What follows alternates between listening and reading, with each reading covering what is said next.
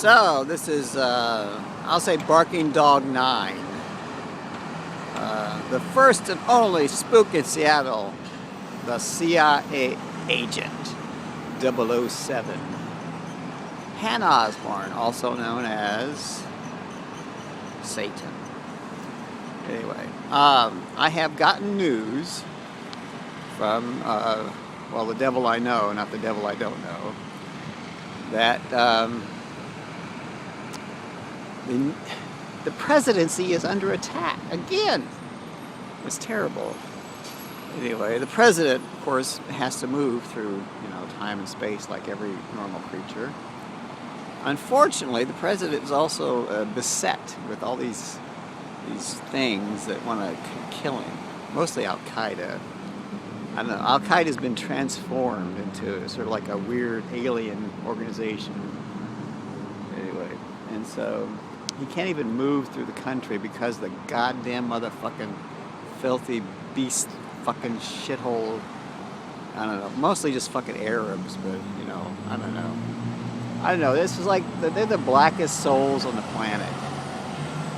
That being said, anyway, the Secret Service, God bless them, and the police, God bless them, and everybody else in law enforcement, God bless you all, have been trying desperately to find a way to surmount the obstacle that the president has to overcome, which is how to move around without being attacked constantly. I mean, killed. He's already been murdered once. I mean, now he's going to be murdered again if they let their guard down. So the problem is, of course, is how, like, I'll give you an example. I'll paint a little picture for you. Okay, the president is, let's say, in the White House, asleep in his bed, presumably protected by people all around him that can protect him. But at the same time, there are menacing forces, unseen, invisible people, so to speak, people that fly through time and space.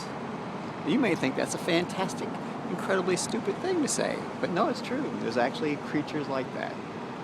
Emanations. Well, so the president's sleeping snugly in bed, sort of like Spiro T. Agnew did when he was sitting on top of the roof. It was this great political cartoon. Anyway, Spiro T. Agnew was the vice president for Richard M. Nixon. Richard Milhouse Nixon. Anyway, there was this one cartoon I saw. It was so fucking cool. It was showed there was that President Nixon was snug in his bed sleeping while Spiro T. Agnew was on the roof holding a lightning rod with a thunderstorm. So the thing is, though, the storm continues and continues unabated. Looks like blue sky and sunshine in Seattle, doesn't it? But it's not. It's not. It's dark and stormy. Yeah, dark and stormy. But there's a Space Needle. Look at that thing. Isn't that pretty? Blue sky and sunshine. But anyway, that being said, since I had this information, I figured I might as well convey it in some fucking form or fashion. Excuse my language. I shouldn't actually cuss in front of kids. Kids are innocents. Hopefully they remain innocent. But anyway, in the sense that someone has to draw the fire, someone has to draw out the enemy, from within. These few brave, proud souls, sort of like the United States Marines, do so at their peril.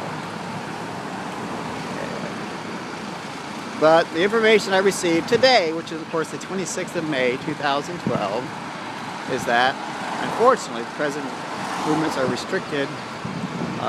He's been cautioned to stay inside, away from windows and doors, and basically hunker down until they can figure out how to isolate the threat, push it back a little bit so that he can go outside, get in the fucking helicopter, fly over to Andrews, get in the fucking plane, fly to some fucking campaign event, and not be murdered. See, the problem is that he's constantly under attack. I mean, he's been under attack for so long. I don't know, it's like wearing a pair of old shoes. You just got to keep wearing them because they're comfortable. I mean, but there's no comfort in being attacked. I mean, look at Seattle. I have a spate. Is it a spate or spat? Anyway, you have a flurry of well, gun wounds and gun play and gun deaths. This is a dangerous city. Not as dangerous as LA, but still dangerous. So anyway, I'm going to go get something to drink. I was told by Ed that I would not have to drink anymore. That I could have one last drink and not drink anymore, but I think Ed was lying. That's what the people like me do. We lie. We're just big fucking liars. So anyway, see the sun? Isn't that pretty? Glorious. Anyway, so I gotta hang up and listen to some music. I don't know. I don't think I can get a ticket on the Space Needle. I'd like to get a ticket to the